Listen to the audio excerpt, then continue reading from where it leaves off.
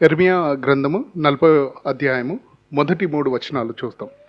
రాజదేశ సంరక్షకులకు అధిపతి అయిన నెబూజరదాను యెరూషలేము నుండి యూదాలో నుండి బబులోనునకు చెరగా కొనిపోబడిన బందీ జనులందరిలో నుండి సంకెళ్ల చేత కట్టబడి ఉన్న ఇర్మియాను తీసుకొని రామాలో నుండి పంపివేయగా యెహోవా యొద్ద నుండి అతనికి ప్రత్యక్షమైన వాక్కు, రాజదేశ సంరక్షకులకు అధిపతి ఇర్మియాను అవతలికి తీసుకొని పోయి అతనితో ఇలాగు మాట్లాడెను. ఈ స్థలమునకు నేను ఈ కీడు చేసేదనని నీ దేవుడగు యెహోవా ప్రకటించను కదా. తాను చెప్పిన ప్రకారము యెహోవా దాన్ని రప్పించి చేయించెను.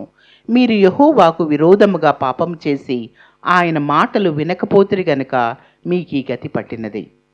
మన ఆలోచన ధోరణి ఎలా ఉంటుందంటే, చాలాసార్లు మనం ఏమనుకుంటాం, దేవుని ఒక వాక్యము అర్థం చేసుకోవాలంటే కేవలం మనము ఒక సంఘంలోనో ఒక విశ్వాసిలాగా ఉంటేనే మనకు మాత్రమే అర్థమైద్ది అనుకుంటాం. కానీ ఇక్కడ యెర్మీయా 40లో చూస్తే ఈ నెబుజరదాను ఈ యూదా దేశానికి వచ్చి, నెబుజరదాను ఎవరంటే బబిలోను రాజ్యం యొక్క సైన్యాధిపతి, వచ్చి చూసి అతను మాట్లాడే మాటలు చూస్తుంటే అనుకుంటాం, అరే ఇతనికి ఇంత ఎలా తెలుసు అనుకుంటాం. ఏమంటున్నాడు? ఈ స్థలమునకు నేను ఈ కీడు చేసేదనని నీ దేవుడైన యెహోవా ప్రకటించెను కదా. తాను చెప్పిన ప్రకారము యెహోవా దాన్ని రప్పించి చేయించెను. మీరు యెహోవాకు విరోధముగా పాపము చేసి, ఏమంటున్నారు? మీరు యెహోవాకు విరోధముగా పాపము చేసి ఆయన మాటలు వినకపోతిరి గనుక మీకు గతి పట్టినది. ఏం గతి పట్టినది? ఇక్కడ చూస్తే యెర్మీయా దాదాపు ఒక 23 ఏళ్ళు 25 ఏళ్ళు ఈ జూడా రాజ్యానికి ఒకటే ప్రసంగం చేస్తున్నాడు. ఏమని చేస్తున్నాడు? దేవుని యొక్క తీర్పు మీ పైకి రాబోతున్నది, మారండి, మాటలు వినండి అని. కానీ వీళ్ళెవ్వరూ ఈ మాట వినలేదు. చాలా మటుకు ఇంకా ఏం చేశారంటే, వీళ్ళు ఏమనుకుంటారంటే, ఈ యెర్మీయాకి ఏదో మా పైన పగ ఉన్నది, ఎప్పుడు దేవుని యొక్క వాక్యం మాట్లాడినా రాజుకి ధిక్కరంగా, లేకుంటే ఈ నగరం నాశనం అయిపోతుంది, ఈ మందిరం నాశనం అయిపోతుంది, ఈ రాజ్యం నాశనం అయిపోతుంది అని చెప్తూ అలా ఉండేవాళ్ళు. ఈ యూదా జనాంగము, ఈ యూదా రాజ్యము 23 ఏళ్ళు 25 ఏళ్ళు యెర్మీయా మాట వినలేదు. వాళ్ళకి ఏంటంటే ఒక పెద్ద భరోసా ఉండేది. ఎప్పుడు దాకా ఈ దేవుని యొక్క మందిరము అంటే గాడ్ సాల్మన్స్ టెంపుల్ ఇదైతుందో మాకు ఏమీ జరగదు, మందసం ఇక్కడ ఉన్నన్ని రోజులు మాకు ఏమీ జరగదనే భరోసా ఉన్నది. కానీ ఆఖరికి బబిలోను రాజ్యం వచ్చి ఈ జెరూసలేం దగ్గరకు తీసుకెళ్ళినప్పుడు ఏం చేశారంటే, మొత్తము యెరూషలేంని, ఆ మందిరాన్ని కాలుబెట్టేశారు. ఈ పరిస్థితిలో ఈ వినాశమైన దృశ్యాల మధ్యలో నెబూజరదాను అడుగు పెడతాడు. ఇతను ఎవరు? సైన్యాధిపతి అని చూసాము. అన్యజనుడు కదా, బహుశా ఎప్పుడు యెరూషలేంకి వచ్చి ఉండడు కూడా, దేవుని వాక్యం ఎప్పుడు వినుండడు, సున్నతి లేనివాడు. యూదా రాజ్యానికి ఒడంబిక ఉంది కదా, అంటే కవనెంట్ ఉంది. అలా వీడికి కవనెంట్ గురించి కూడా ఏం తెలీదు, ధర్మశాస్త్రం గురించి ఏం తెలీదు, బలులు అంటే తెలీదు. కానీ ఇతను కూడా ఈ నాశనాన్ని చూసి ఏమంటున్నాడంటే, మీరు మీ దేవుడైన యెహోవా ఇచ్చిన ఆజ్ఞను పాటించనందుకు ఈ నాశనం మీ పైకి వచ్చినది కదా అంటున్నాడు. అంటే ఒక సైన్యాధికారి ఎప్పుడు కనీసం మందిరానికి రాని అతను కూడా ఇది దేవుని యొక్క కార్యము అని చూస్తున్నాడు.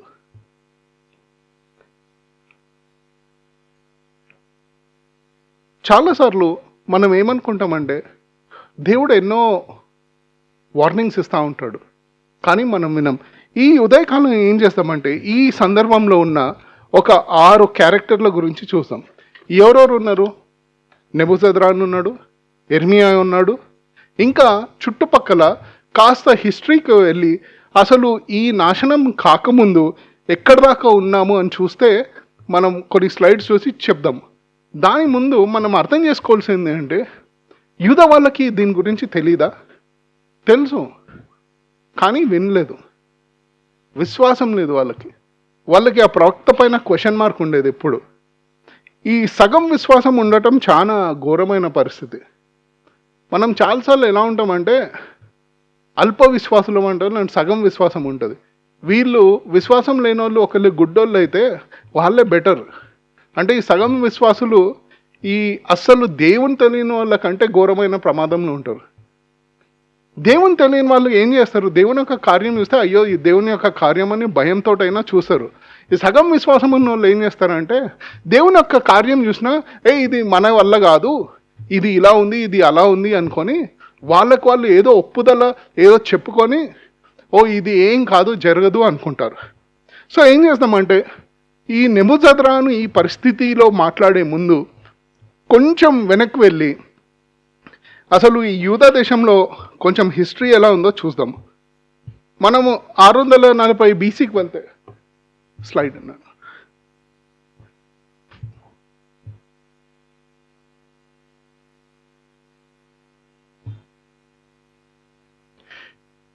యోషియా యూదా దేశానికి ఆఖరిగా ఉన్న మంచి రాజు. ఇక్కడ చూస్తే ముందు 440 నుంచి 409 బీసీ దాకా ఉన్నాను. ఇతను నిబంధన విశ్వాసానికి పిలుపునిచ్చాడు. హోషేయ 8 ఏళ్ళప్పుడు రాజ్యాన్ని ఏలినా ఏం చెప్పాడంటే ఇవన్నీ పాపాలను వదిలేసి దేవుని యొక్క వాక్యాన్ని తీసుకురండి, గ్రంథాన్ని తీసుకురండి, ఇక్కడ చదివి ప్రకటించి యూదా హృదయంని మార్చాలని ఎంతో ప్రయత్నించాడు. అయినా వీళ్ళు మాత్రం మారలేదు. ఎట్లా అంటే ఇంకా డివైడెడ్ హార్ట్, విభజించిన హృదయంతో యూదా ఉన్నది. బాహ్యంగా చాలా మంది ప్రజలు దేవుణ్ణి ఏదో అనుకరించామనుకున్నారు కానీ అంతర్గతంగా మాత్రం మారలేదు. ఎలా అంటే బయటికి మాత్రం రాజు భయంతోటో లేదంటే హోషేయ ఏమైనా పనిష్మెంట్ ఇస్తాడేమో అనుకొని సరే ఈ రాజు ఉన్నన్ని రోజులు ఏదో ఊరికల ముఖానికి పూత పూసినట్టు అన్నట్టు అలా అలా చేశారు. దాని తర్వాత యెహోయాజు అంటే కొన్నిసార్లు యెహోయాజు షాలూమ్ అని కూడా ఉంటుంది బైబిల్లో, కేవలం ఒక 3 నెలలు రాజులాగా ఉన్నాడు. దాని తర్వాత మనం ముఖ్యంగా చూడాల్సింది ఏంటంటే జెహోయాకిం గురించి చూడాలి. ఈ జెహోయాకిం 609 బీసీ నుంచి 598 బీసీ వరకు ఉన్నాడు. ఇతను పరిపాలించేటప్పుడు యెరెమీయా ఎన్నోసార్లు వచ్చి జూడా రాజ్యము పడవేయబడుతుంది, 70 ఏళ్ళు వీళ్ళందరూ బందీకారానికి వెళ్తారు అంటే జెహోయాకింకి ఎంత కోపం వస్తుంది. తర్వాత చూద్దాం అసలు ఏమేం పరిస్థితులు అయ్యాయో. యెరెమీయాకి దేవుని ఒక వాక్యం వచ్చి ఏమంటాడంటే ఇదంతా ఒక స్క్రోల్లో రాసి వెళ్ళి ఇక్కడ పట్టణ గోడ దగ్గర చదవండి అంటే చదివి దాని తర్వాత యెహోయాకిం దగ్గరికి ఈ స్క్రోల్ని తీసుకెళ్తే మనోడు చాలా మంచి పని చేస్తాడు. ఏం చేస్తాడు, మంచిగా మంటేసుకొని అక్కడ కూర్చొని ఇక్కడ ఒక్కొక్క పేజీ చదివిన తర్వాత ఒక్కొక్క పేజీ అలా కట్ చేసేసి ఆ మంటలో పడేశాడు. అంటే ఇతని దృక్పథం ఏంటంటే ఒకవేళ దేవుని యొక్క సత్యాన్ని అంటే ఇక్కడ ఉన్న గ్రంథం ఆ స్క్రోల్ నుంచి ఆ భాగం ఏదైతే చదువుతారో తీసేసి కాలబెట్టేస్తే ఇంకా నాకేం కాదనుకుంటారు. యెహోయాకింకి జెరమీయా అంటే మహాకోపం. ఎందుకు కోపం అంటే ఇతను ఎప్పుడు సరి అయినది మాట్లాడాడు, నా గురించి ఎప్పుడు చూసినా నాశనం అవుతుందని మాట్లాడతాడు. కాకుంటే ఎక్కడనో కాస్త కొంచెం భయం ఉండేది, అరే దేవుని యొక్క ప్రవర్త కదా ఎందుకు వచ్చిన బాధలే అన్నట్టు. దాని తర్వాత ఒక 3 నెలలు కోనియా అంటే జెహోయాచిన్ అని కూడా ఉంటుంది బైబిల్లో, ఒక 3 నెలలు అతను పాలన చేశాడు. అది అయిపోయిన తర్వాత జెదెకియా వచ్చాడు. ఈ జెదెకియా వచ్చే ముందు మనం అర్థం చేసుకోవాల్సింది ఏంటంటే యెహోయాకిం దావీదు వంశంలో ఉన్న ఆఖరి రాజు. దేవుడు ఏమని వాగ్దానం చేశాడు దావీదుకి, ఈ యూదా రాజ్యము ఇజ్రాయెల్ రాజ్యం పైన ఎప్పుడు నీ సంతతి ఉంటుంది అని చెప్పాడు. కానీ ఈ జెహోయాకిం తోటి ఆ వాదన ఇచ్చిన ప్రామిస్కి ఆల్మోస్ట్ ఎండ్ వచ్చినట్టు అనిపిస్తుంది. దీని తర్వాత ఇతని తర్వాత ఆ యూదా రాజ్యంలో దావీదు సంతతికి చెందిన వారు ఎవరు లేరు. కొన్ని రోజులు కొనయ, దాని తర్వాత మనం చూసినట్టు జెడెకియా వస్తాడు. దీని తర్వాత అందరూ బబులోనికి వెళ్ళిపోతారు. ఏమైద్ది? యెరూషలేంని ముట్టడి చేస్తారు. దాదాపు 18 నెలలు, సంవత్సరం నుంచి 18 నెలల దాకా నెబుకద్నెజరు యెరూషలేం చుట్టూ ప్రాకారం పెట్టి ముట్టడి చేస్తాడు. దాని తర్వాత ఒక 18 నెలల తర్వాత ఆఖరికి యెరూషలేంని వాళ్ళు జయించి మొత్తం దహనం చేసేస్తారు. ఈ రోజుల్లో కూడా ఆ 12 నుంచి 18 నెలల్లో కూడా యెర్మియా ఏమని చెప్తున్నాడు? ఇప్పుడైనా మారండి, దేవుని యొక్క వాక్యం వినండి, దేవుని యొక్క హెచ్చరిక ఇది దేవుని యొక్క తీర్పు మీ పైకి రాబోతున్నది. అంటే వీళ్ళు ఏం చేశారు? అరే వీడొక్కడేనా ప్రవర్త, వీడిని తీసుకెళ్ళి ఒక బావిలో పడేసేయండి అని ఒక బావిలో పడేస్తారు. యెర్మియా ఇంకో సూచన కూడా చెప్తాడు. ఏమని చెప్తాడంటే, ఒకవేళ మీరు బబిలోన్ రాజ్యానికి వెళ్తే మీరు అక్కడ బతుకుతారు, కానీ మీరు ఐగుప్తుకి పారిపోయినా లేదంటే యూదా దేశంలోనే ఉంటే మీరు ఎక్కడ ఉన్నా మరణం మాత్రం మిమ్మల్ని వెతుక్కుంటా వస్తుంది. ఖడ్గంతోటైనా లేకుంటే ఆకలితోటైనా చనిపోతారు అని చెప్తే వీళ్ళు ఏమంటారు? లేదు, అసలు యెర్మియాకి బబులోన్ రాజ్యానికి ఏదో సీక్రెట్ అలయన్స్ ఉన్నట్టుంది, వీడు వాళ్ళ తరఫున మాట్లాడుతున్నాడు, వీళ్ళందరినీ మమ్మల్ని యూదా దేశాన్ని వదిలేసి వెళ్ళిపోమంటున్నాడని ఇంకా కోపం వస్తుంది. సో మనం ఇప్పుడు ఈ 6 క్యారెక్టర్ల గురించి చూస్తే, యెర్మియాని చూస్తే మొదట ఒక నమ్మకమైన ప్రవక్త, అన్ని రకాల విషయాల్లో ఎంత కష్టమున్నా దేవుని యొక్క వాక్యానికి విధేయత చూయించి దేవుడు తనకి ఏది చెబితే అది మాత్రము ప్రకటిస్తూ వచ్చాడు. దాదాపు 23 ఏళ్ళు. చాలా మంది అతన్ని కొట్టారు, అవమానించారు, కారాగారంలో వేశారు, ఆకలితో బాధపడ్డాడు, సంకెళ్ళతో ఉన్నాడు. చాలా మంది అతన్ని ద్వేషించారు. ఎవరు ద్వేషించారు? రాజు దగ్గర నుంచి రోడ్డు పైన ఉన్న మామూలు మనిషి దాకా అందరూ యెర్మియా అంటే ద్వేషం. ఎందుకు ద్వేషం అంటే వాళ్ళకి దేవుని యొక్క వాక్యం నచ్చలేదు. అంటే వాళ్ళు వినాల్సినది వాళ్ళు వినలేకపోతున్నారు. కాబట్టి ఏమన్నారు? ఈ యెర్మియాతోటి ఏదో ప్రాబ్లం ఉన్నది. ఎందుకంటే వేరే ప్రవక్తలు కూడా ఉన్నారు. వాళ్ళందరూ ఏం చెప్తున్నారు? మీరు ఏ మాత్రము చింతపడకండి, ఈ గుడారము ఈ మందిరం ఉన్నన్ని రోజులు మనకేం కాదు, మన దేవుడు ఉంటాడు, మనం చూసుకుంటాడు. కానీ యెర్మియా మాత్రం ఏమంటున్నాడంటే, ఈ మందిరాన్ని కాలబెట్టేస్తారు, ఈ నగరాన్ని కాలబెట్టేస్తాడు, ఈ రాజ్యం మొత్తం కాలబెట్టేస్తాడు, నెబుకద్నెజరు వచ్చి మిమ్మల్ని అందరినీ బానిసలాగా తీసుకెళ్ళిపోతారు. అంటే వీడు ఎప్పుడు చూసినా అన్ని కోపం మాటలు మాట్లాడుతుంటాడు, నాశనం గురించి మాట్లాడుతూ ఉంటాడని వాళ్ళకి కోపం. కానీ యెర్మియా గురించి చూస్తే, యెర్మియాకి టైటిల్ ఏంటి? మామూలుగా అందరికి ఒక టైటిల్ ఉంటుంది కదా. డేవిడ్ అంటే విలాప ప్రవర్త. ఎవరి గురించి విలాపిస్తున్నాడు? ఈ యూదా దేశం గురించి విలాపిస్తున్నాడు. ఈ ప్రతిసారి ఈ విజన్ ఏదైనా వచ్చినప్పుడు అతనికి ఏం చేసేవాడు? ఏడ్చేవాడు. అంటే అరే ఈ జనాంగం మొత్తం, ఈ దేశం మొత్తం బానిసత్వంలోకి వెళ్ళబోతుంది, బందీకారంలోకి వెళ్ళబోతుంది అని విలాపించేవాడు. చాలాసార్లు బతిమలాడాడు, చెప్పాడు అయ్యా మారండి. కానీ వీళ్ళు ఏం చేశారు? అతన్ని చాలా అన్యాయం చేశారు. ఏం చేశారు? అసలు నువ్వు ప్రవక్తవే కావు, నువ్వు అబద్ధ ప్రవక్తవు అంటే ఆఖరికి యెర్మియా ఏమంటాడంటే, నా కళ్ళతోటి ఇది జరిగేటట్టు చూస్తాను. ఆఖరికి ఏమైంది? నెబుజరదాన్ వచ్చినప్పుడు యెర్మియాని కూడా వాళ్ళు బంధకాల్లో పెట్టి తీసుకెళ్తున్నారు. దాని ముందు చాలా మందిని ఆల్రెడీ ఎక్కడికి? బబులోన్కి వలస తీసుకెళ్ళిపోయారు, క్యాప్టివిటీ. దాంట్లో మన ఫస్ట్ ఉన్న వాళ్ళందరూ వెళ్ళారు, దానియేలు వాళ్ళ ఫ్రెండ్స్ వీళ్ళందరూ కూడా వెళ్ళారు. అంటే తన జీవిత కాలంలో తాను చూచి ప్రకటించింది ఏదైనా ప్రవక్త ఏమనుకుంటాడు? అరే నేను ఏమైనా చెప్తే అది తప్పకుండా జరగాలి అనే కోరిక ఉంటుంది. ఇక్కడ మాత్రం యెర్మియా చాలాసార్లు ప్రార్థన చేసి ఉండొచ్చు, బహుశా దేవా ఇది ప్రకటించాను కానీ ఇది కాకుండా ఉంటే మంచిది.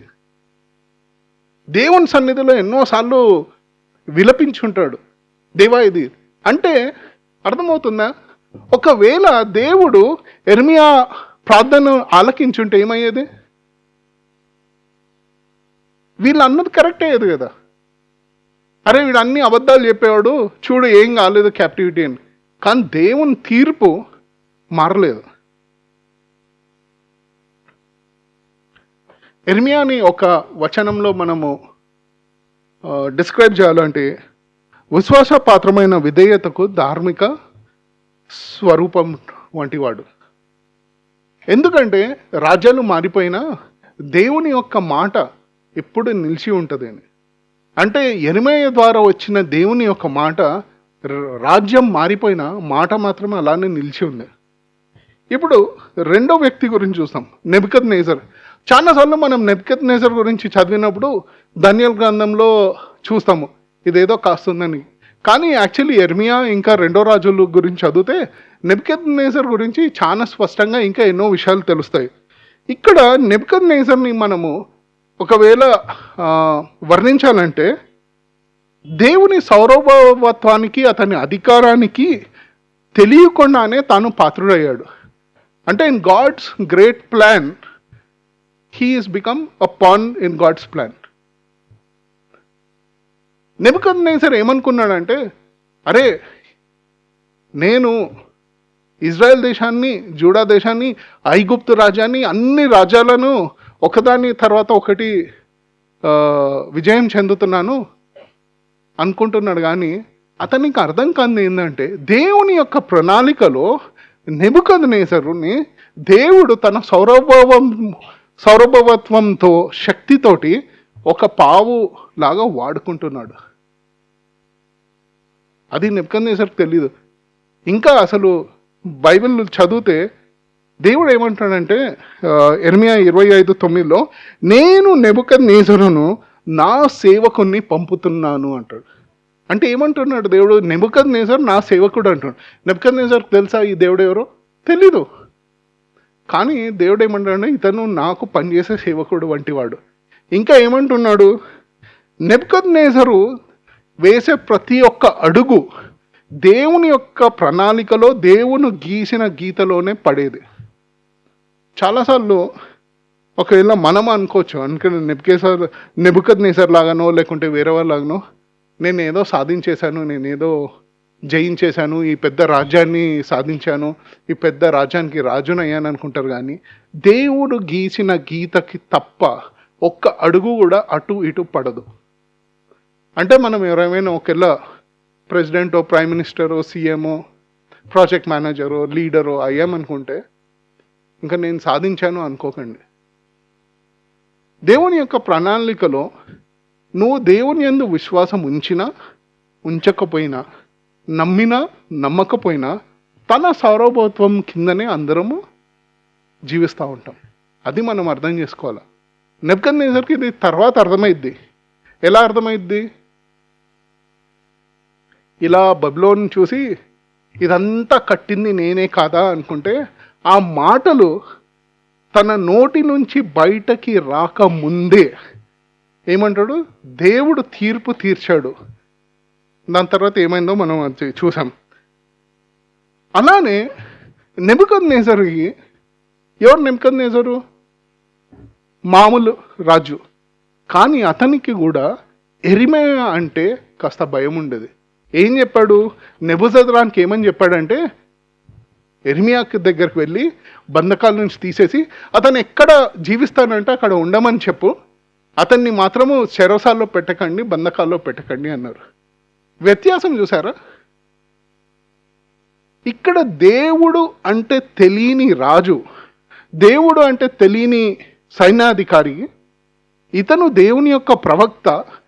ఈ నాశనము, ఈ శిక్ష దేవుని వల్ల వచ్చిందని వాళ్ళు చూస్తున్నారు.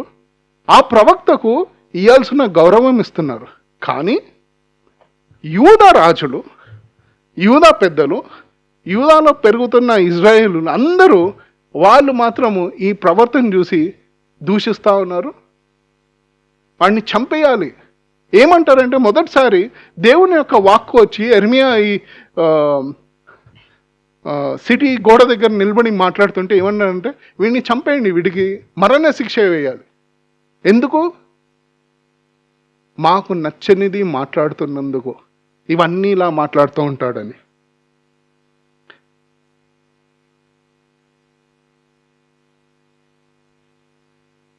నెబుకద్నెజర్ గురించి మనం నిజంగా ఆలోచిస్తే దేవుని యొక్క సౌరభత్వం మనకు అర్థమవుతుంది.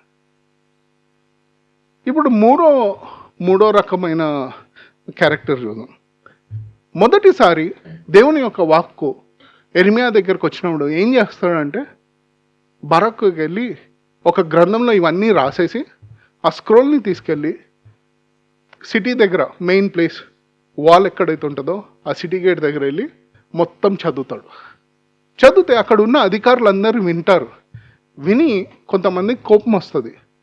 ఉన్న జనాంగం అంతా ఈ ఎర్మియాకు మరణ శిక్ష ఇవ్వాలంటే అక్కడున్న నగరాధికారులు గబా తొందరగా వచ్చేసి ఇది ఇలా కాదు, వినండి అసలు ఏం మాట్లాడుతున్నాడు అని విని తర్వాత వాళ్ళు ఏమంటారంటే మనము తొందరగా దీన్ని రాజుగారికి చెప్పాలి. ఎవరు రాజు అప్పుడు? యెహోయాకీం. వెళ్ళి రాజుకు చెప్పి ఎర్మియాకు బారాకు ఏమంటారంటే మీ ఇద్దరు వెళ్ళి దాచుకోండి, ఎందుకంటే ఈ రాజు సంగతి మాకు తెలుసు, నిన్ను తప్పకుండా చంపేస్తాడు, ఈ గ్రంథం మాకు ఇవ్వండి, తీసుకెళ్ళి యెహోయాకీంకి ఇస్తాము అని ఉంటారు. వీళ్ళని చూస్తే దేవుడు అంటే బహుశా కాస్త భయం ఉంది, కానీ వాళ్ళ జీవితం చూస్తే మాత్రం నిజంగా పశ్చాత్తాపం అనేది లేదు.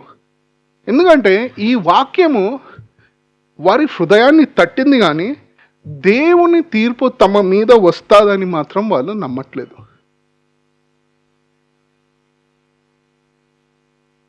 చాలాసార్లు మనం ఏమనుకుంటామంటే దేవుని యొక్క వాక్యం విన్నప్పుడు కొన్నిసార్లు మనకు భయం వేస్తుంది. భయము విధేయత కాదు. అర్థమైందా? వీళ్ళు కూడా దేవుని యొక్క వాక్యం విని భయపడ్డారు, కానీ విధేయత చూపించలేదు. చాలాసార్లు మనం ఏమనుకుంటామంటే అరే ఏదో వాక్యం వింటే కాస్త హృదయం చెలించేసి కాస్త భయం వేసి అరే ఇట్లయింది అట్లయింది అనుకుంటాం, కానీ ఆ భయం విధేయతకు మారకుంటే ఎంతో గొప్ప జడ్జ్మెంట్ రావచ్చు మీ పైన. చాలాసార్లు మనం భయం విధేయత అనుకుంటాం, కానీ భయం అనేది విధేయత కాదు. ఇంకోటి, వీళ్ళు చర్చించి బాగా వాళ్ళు దీని గురించి ఆలోచించి సరైన పని చేశారు. అరే ఎర్మియాని అతని అసిస్టెంట్ని మాత్రము రక్షించాలి, దాపెట్టేసాము దేవుని, బహుశా కాస్త మంచి పని చేసినట్టున్నారు. కానీ అది కూడా పశ్చాత్తాపం కాదు. అంటే ఏదో మంచి పని చేస్తే మాత్రము అది హృదయ పరివర్తన అని అనుకోకూడదు. వీళ్ళు ఎలా అంటే ఆల్మోస్ట్ అంటే దాదాపు దేవుని యొక్క వాక్యాన్ని ఒప్పుకున్నారు, కానీ పరివర్తన చెందటం మాత్రం కష్టం వాళ్ళు. ఎందుకంటే వాళ్ళు ఒకవేళ పరివర్తన చెందాలంటే ఎర్మియా చెప్పింది వినాలి. అంటే దేవుడు ఏమని చెప్తున్నాడు, మీ మార్గాలను సరి చేసుకోండి అంటున్నాడు. వీళ్ళకి అది కష్టం ఉంది. సో ఇది వీళ్ళ క్యారెక్టర్. ఇప్పుడు మనము యెహోయాకీం దగ్గరకు వస్తాం. 4వ క్యారెక్టర్. యెహోయాకీం దగ్గరకు వచ్చేసరికి ఇతను యెహోవా వాక్కుని ధిక్కరించి ధ్వంసం చేసే వ్యక్తిలాగా ఉన్నాడు. ఎలా ధ్వంసం చేస్తున్నాడు? యెహోయాకీం ఏమనుకున్నాడంటే ఈ దేవుని యొక్క వాక్యం చదివి లేదు విని దాన్ని చింపేసి మంటలో పడేస్తే సత్యం మారిపోద్ది అనుకున్నాడు. ఇంతకుముందు చూసాం కదా, రాజులు మారినా రాజ్యాలు మారినా దేవుని యొక్క వాక్యం నిలిచి ఉంటుంది. ఇక్కడ యెహోయాకీం ఏమనుకుంటున్నాడంటే అతని సింహాసనం పైన కూర్చొని ఆ మంట పక్కన కూర్చొని రాత్రి ఒక్కొక్క పేజీ చదువుతూ ఒక్కొక్క పేజీ చింపేసి ఆ మంటలో పడేసి ఇంకా మనకేం కాదు అంటే దేవుని యొక్క వాక్కు యొక్క స్క్రోల్ లేదు కాబట్టి ఇంకా నాకేం జరగదు అనుకుంటున్నాడు. దాని తర్వాత ఏమైంది? మళ్ళా దేవుని యొక్క వాక్యము ఎర్మియాకు వచ్చి ఏమంటాడంటే మళ్ళా రాయి, మొత్తం రాసి ఈసారి ఇంకా కొంచెం అడిషనల్గా రాయండి అని చెప్తాడు.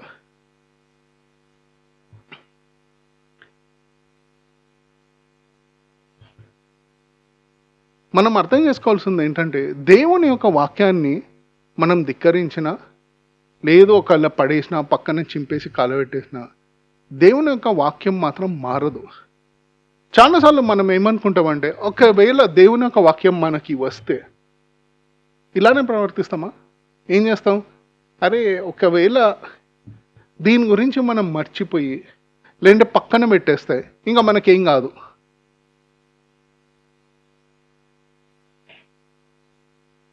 ఈ ఆధునిక యుగంలో ఉన్న దరిద్రం ఏంటంటే దురద చెవులు కలిగి ఉంటాం.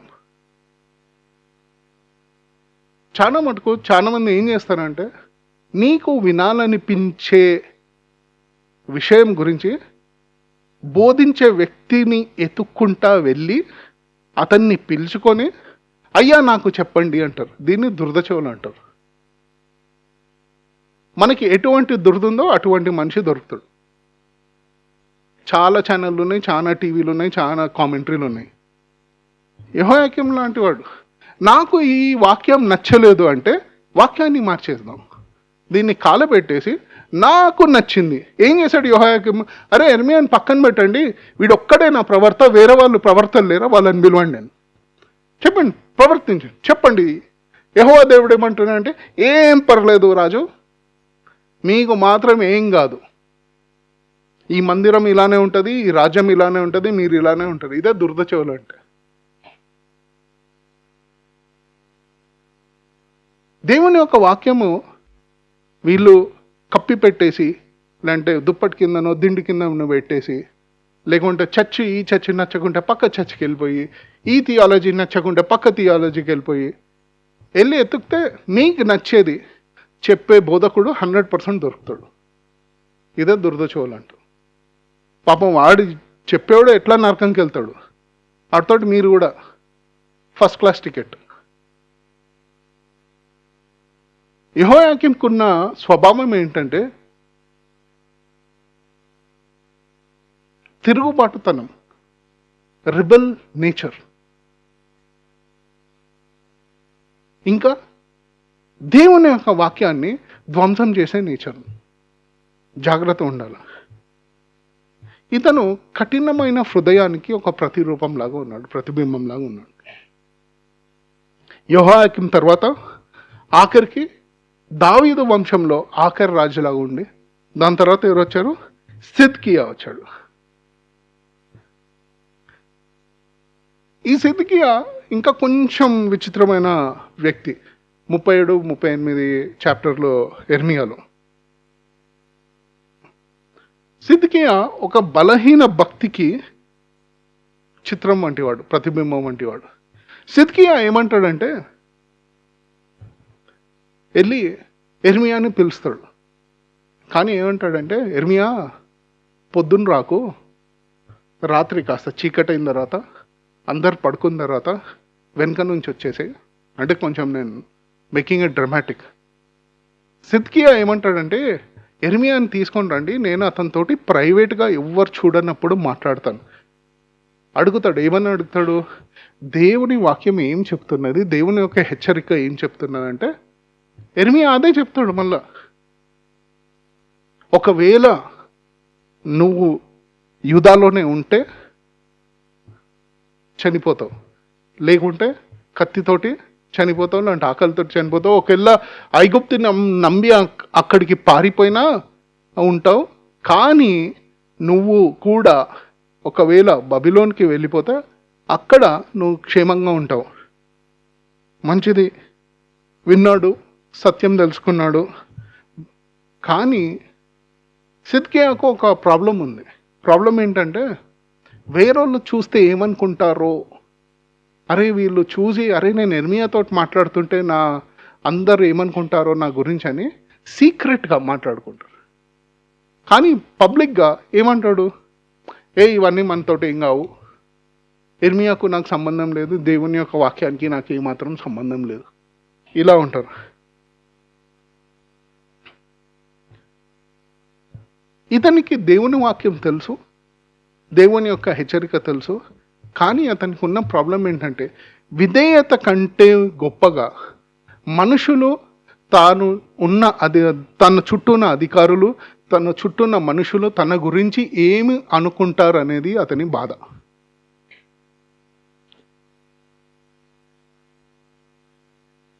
ఇటువంటి వాళ్ళకి ఎంత వాక్యం విన్నా అవగాహన కలగదు. ఎందుకంటే వాళ్ళు వాక్యం విన్నప్పుడల్లా వాళ్ళ మనసులో ఈ తలంపు ఉంటుంది, అరే ఈరోజు ఈ వాక్యం వింటే మైకల్ అంకుల్ ఏమనుకుంటాడు, శ్యామ్ ఏమనుకుంటాడు, జాన్ ఏమనుకుంటాడు, పక్కింటోడు ఏమనుకుంటాడు, ఎదురింటోడు ఏమనుకుంటాడు, ఇది ఈ బాధలు ఉంటాయి. కానీ దేవుడు నా గురించి ఏమనుకుంటాడు, ఈ వాక్యం నేను వినకుంటే దేవుడు నా తోటి ఎలా ప్రవర్తిస్తాడు అని మాత్రం ఆలోచించారు.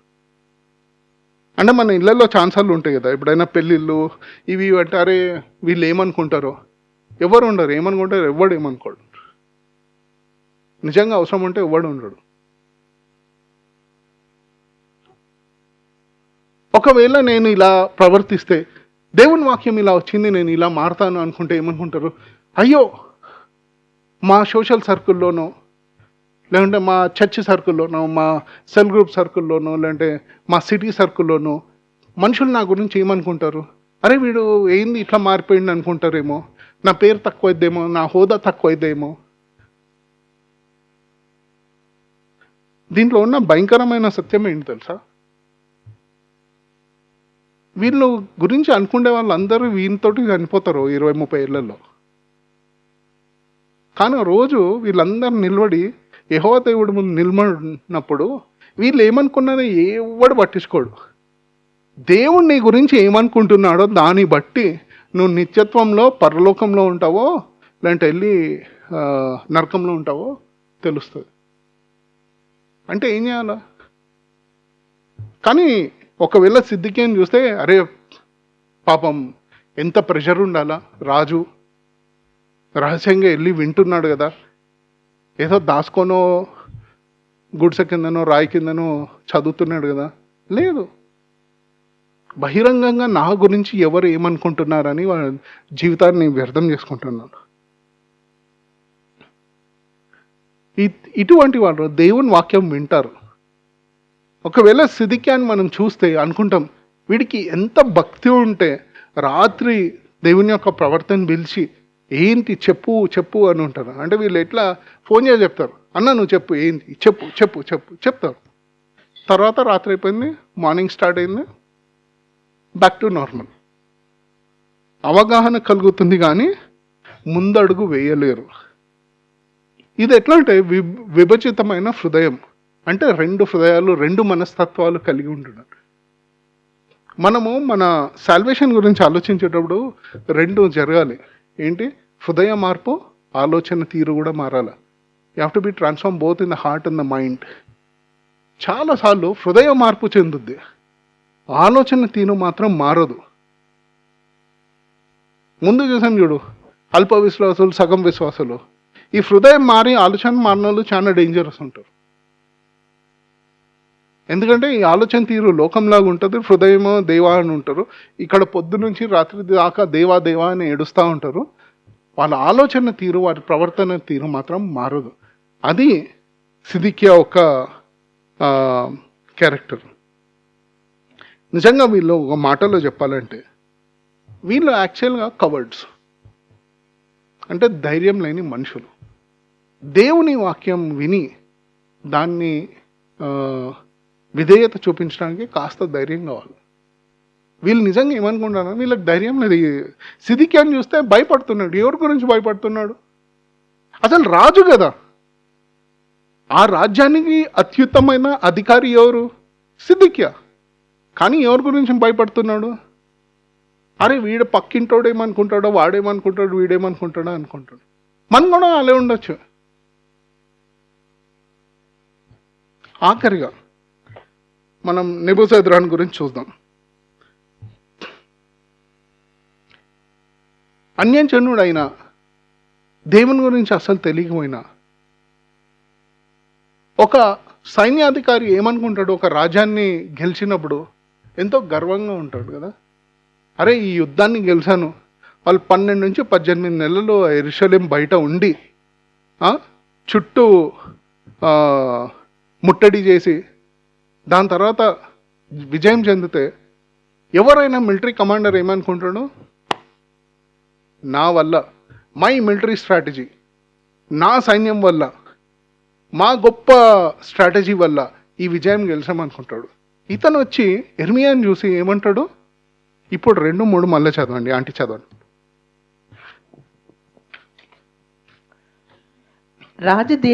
దేహ సంరక్షకులకు అధిపతి ఇర్మియాను అవతలికి తీసుకుని పోయి అతనితో ఈలాగు మాట్లాడాను. ఈ స్థలమునకు నేను ఈ కీడు చేసేదనని నీ దేవుడగు యెహోవా ప్రకటించను కదా. చూసారా ఏమన్నాడు? ఈ స్థలమునకు నేను ఈ కీడు చేసేదనని నీ దేవుడగు యెహోవా ప్రకటించను కదా. అంటే ఏం చేస్తున్నాడు?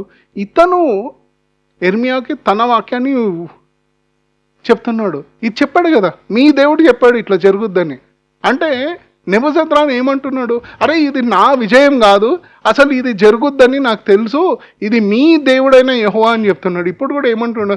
దేవుడైన యెహోవా అనట్లేదు, మీ దేవుడైన యెహోవా మీకు చెప్పాడు అని చెప్తున్నాడు. 3వ వచనం అండి.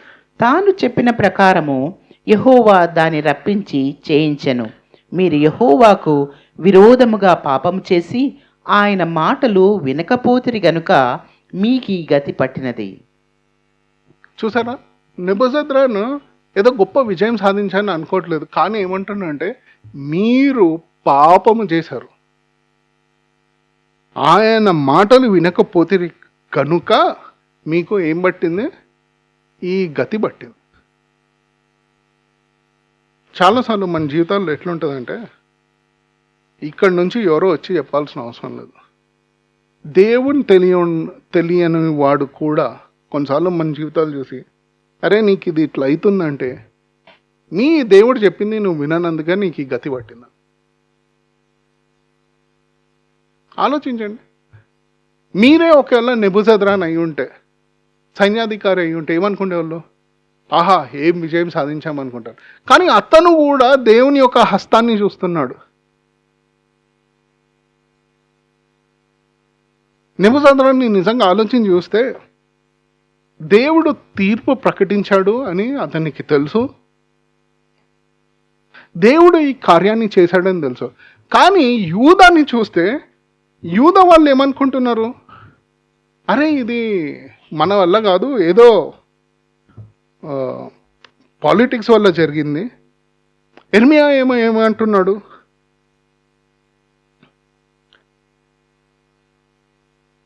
మీరు ఈ పాపం చేస్తున్నారు, దీని నుంచి మారట్లేదు కాబట్టి ఇలా అవుతుంది అని చెప్తాను.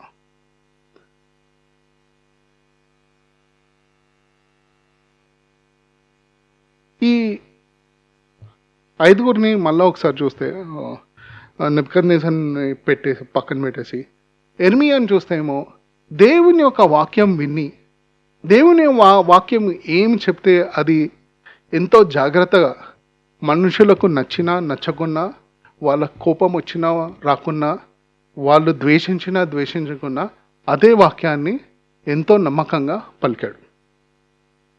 ఈ నగరాధికారులను చూస్తే వాళ్ళు భయంతో ఉన్న, దేవుని యొక్క వాక్యం అంటే భయం ఉన్న, పశ్చాత్తాపం మాత్రం లేదు వాళ్ళు. అలానే యెహోయాకీముని చూస్తే అతను ఏమనుకున్నాడు? దేవుని యొక్క వాక్యాన్ని ధిక్కరించి ధ్వంసం చేసేస్తే ఇంకా మనకి ప్రాబ్లం ఉండదు, వాక్యం లేకుండా నాకేం జరగదు అనుకున్నాడు. సిద్కియా ఏమో రహస్యంగా మాట్లాడేసి ఏదో ప్రైవేట్గా కనుక్కొని ఎవరేమో అనుకుంటారని భయంతో ఇలా చేయాలి అలా చేయాలని ఆఖరికి దేవుని యొక్క వాక్యాన్ని ధిక్కరించాడు. నెబుజద్రాన్ ఏమో దేవుని యొక్క వాక్యం చూశారు. వీళ్ళ ముగ్గురిని చూస్తే ఈ నెబుజద్రాన్ ఏమో ఇది దేవుని యొక్క తీర్పు అని చెప్తున్నాడు. యూదా వాళ్ళు ఏమంటున్నారు? ఇలా కాలిపోయినప్పుడు కూడా ఇది దేవుని యొక్క తీర్పు కాదు, ఇది ఏదో రాజ్యాల మధ్య జరిగే గొడవ, పాలిటిక్స్ అనుకుంటున్నాడు. ఇర్మియా మాత్రం చూసి చెప్తున్నాడు ఇది మీరు చేసిన పాపము. సో ఈ ఉదయం ఒక ఆఖరి ప్రశ్నతోటి ముగిస్తాం. దేవుని యొక్క వాక్యం మీ దగ్గరకు వచ్చినప్పుడు ఎవరిలాగుంటారు? ఇర్మియాలాగా ఉంటారా? నగరాధికారుల్లాగా ఉంటారా? యెహోయాకీం లాగా ఉంటారా? సిద్కియా లాగా ఉంటారా? నెబుజద్రాన్ లాగా ఉంటారా? చెప్పండి, చేతులు ఎద్దాం. నెబుజద్రాన్ లాగా ఎంతమంది ఉంటారు? లేదు మేము అందరం విశ్వాసం, అందుకే చర్చ్ లోపల ఉన్నాం, వాడు అన్యజనుడు, వదిలేద్దాం. సిద్కియాలాగా ప్రైవేట్గా విందాం, పబ్లిక్గా డిసౌన్ చేద్దామని ఎవరు లేరా? మంచిది. యెహోయాకీం లాగా, యెహోయాకీం ఏం చేశాడు? కాల్ చేస్తే అయిపోద్ది, అప్పుడు నాకేం కాదనుకుంటారు. ఓకే. నగరాధికారులాగా ఎవరైనా ఉంటారా? భయపడ్డారు, కానీ ఎర్మియాని రక్షించారు కదా, మంచోడు కదా. ఆఖరణ ఎర్మియా లాగా ఉంటారా? ఎంతమంది ఎదురుంటారు? Wrong answer. ఎందుకు రాంగ్ ఆన్సర్? మనం ప్రవక్తలం కాదు కదా, మనం మామూలు మనుషులమే. మనం చేయాల్సింది ఏంటంటే, నేను ఎలా ఉన్నానో అలానే ఉండి దేవునికి విధేయత చూపించాను. చాలాసార్లు ఇట్లాంటి ప్రసంగాలు విన్న తర్వాత ఏమనుకుంటామంటే, అరే వాడు యెహోయాకీం ఎదవ, జడికియా ఇంకా ఎదవ. ఒకవేళ నేనే రాజునై ఉంటే అసలు నేను ఇది చేసేవాడిని, అది చేసేవాడిని. నెబుజద్రాన్ వాడు వచ్చి ఉంటే నేను బైబిల్ ఇచ్చేవాడిని. నీకు అర్థమైంది కదా దేవుని యొక్క తీర్పుని, ఇగో న్యూ టెస్ట్మెంట్ ఇస్తాను, ఇంకా వినండి. ఈసారి సెల్ గ్రూప్ది క్రిస్మస్ ఫంక్షన్కి వీడిని పిలుద్దాము, వీడిని మార్చేయాలా. లేకుంటే నేను ఎర్మియాలాగా ఉంటాను. ఎందుకు ఉంటాను ఎర్మియాలాగా? ప్రవక్తలం కాదు కదా, దేవుడు అది ఎర్మియాకి ఇచ్చిన పని. మనం ప్రవక్తలం కాదు, మామూలు మనుషులం. మనం చేయాల్సింది ఏంటంటే, ఎవరోలాగా ఉండాల్సిన అవసరం లేదు. మన మనసు, మన ఆలోచన తీరు రెండు పరివర్తన చెందాలి. అంటే దేవుని యొక్క వాక్యం వచ్చినప్పుడు విధేయత చూపించడం నేర్చుకోవాలి. ఒకవేళ మనం ఏమైనా అనుకరించాలంటే, పౌలు అన్నట్టు ఎవరైనా పౌల్లాగా పెద్ద మనిషి ఉంటే అతనికి అంత ధైర్యం ఉండి, మీరు దేవునిలాగా ఎలా ఉండాలంటే నన్ను అనుకరించండి సరిపోద్దంటే పర్లేదు. లేకుంటే మనం దేవుని యొక్క రూపంలోకి రూపాంతరం చెందాలంటే విధేయత చూపించాలి. ప్రార్థన చేసుకో.